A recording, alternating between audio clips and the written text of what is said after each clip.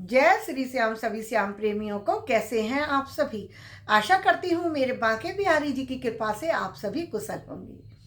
मकर संक्रांति आने वाली है। मकर संक्रांति पर सभी लोग अपनी सामर्थ्य के अनुसार दान करते हैं, सेवा करते हैं, क्योंकि इस दिन जो हम दान करते हैं वो हमें अगले जन्म में कई गुना पुण्य के रूप में प्राप्त होता है। हमको बहुत अच्छे पुण्य की प्राप्ति होती है। इसी प्रकार से इस दिन से, संक्रांति वाले दिन से, कुछ नियम भी उठाए जाते हैं, जैसे कि गाय को सहेली बनाने का, मांग भरवाने का। तो आपने देखा होगा, जैसे कि मैंने पहले भी बहुत सारे वीडियो डाले हुए हैं, तो आज के वीडियो में बता रही हूँ आपको मांग भरवाने का नियम, जो कि संक्रांत के दिन से उठाया जाता है और अगली संक्रांति पर फिर इसका उज्जमन किया जाता है। तो जो मांग भरवाने का नियम है वो कैसे करते हैं। मांग भरवाने का नियम प्रारंभ करने के लिए हमें एक नई सिंदूर की डिब्बी चाहिए, एक अपने लिए चाहिए और 14 डिब्बी चाहिए हमें मनसने के लिए। तो इस प्रकार से हमें 15 सिंदूर की डिब्बी चाहिए होंगी इस पूजा के लिए। तो एक बार में आप 15 डिब्बी सिंदूर की लाके रख लीजिए। आप इसमें लिक्विड सिंदूर का भी प्रयोग कर सकते हैं, आप स्टिक वाले सिंदूर का भी प्रयोग कर सकते हैं, आप सूखे सिंदूर का भी प्रयोग कर सकते हैं। बस आपको लेनी नई डिब्बी है। तो अब ये 15 डिब्बी किस लिए चाहिए वो बताती हूँ। तो इसका प्रारंभ होगा संक्रांत वाले दिन से।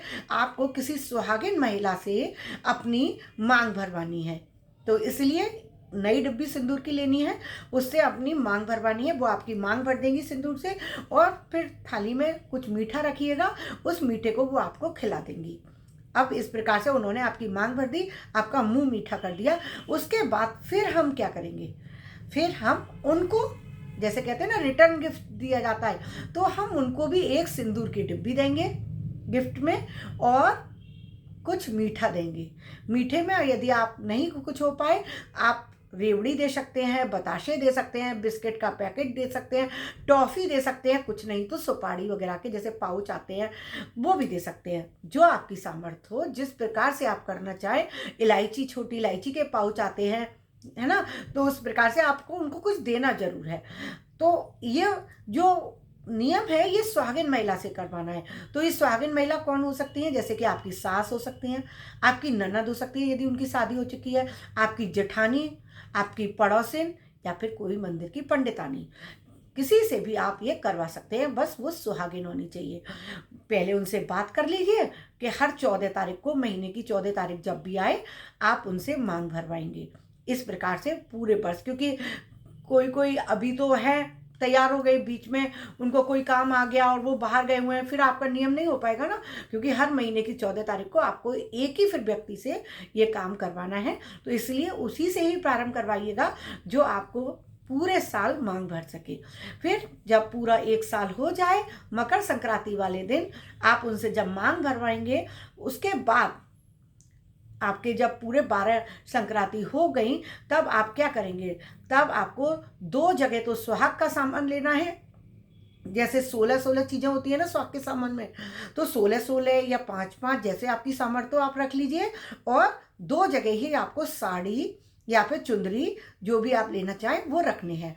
2 जगह क्यों, क्योंकि एक जगह हमें पहले सारा सामान सुहाग का और साड़ी पार्वती माता को चढ़ानी है, उनकी पूजा करनी है, उनसे सुहाग लेना है 7 बार, उनकी मांग में माता की सुहाग सिंदूर लगाना है, मांग भरनी है। उसके बाद फिर पार्वती माता से अपने उल्टे हाथ की तर्जनी उंगली से अपनी मांग में सिंदूर भरना है। इसी प्रकार से फिर जिन्होंने आपके उस 12 महीने सिंदूर लगाया है, मांग भरी है, उनको भी आपको सुहाग का सामान देना है, साड़ी देनी है और दक्षिणा देनी है, फिर पैर छूने हैं और उनसे सदा सुहागिन होने का आशीर्वाद लेना है। इस प्रकार से ये हमारा मांग भरवाने का जो नियम होता है पूर्ण होता है। इसमें आप मिष्ठान, मिठाई, जो जैसे कि गजक, रेवड़ी, इन दिनों संक्रांति के ऊपर इनका बहुत महत्व होता है, तिल वाली मिठाइयों का, मूंगफली या कुछ भी चीज़ें आप उनको गिफ्ट में दे सकते हैं। लेकिन सुहाग का सामान और साड़ी या फिर चुंदरी, ये कुछ चीज़ें ऐसी हैं जो कि बहुत ज़रूरी हैं, देनी ही देनी है। सुहाग का सामान आप 5 भी कर लीजिए तो भी कोई दिक्कत नहीं है, लेकिन देना जरूर है।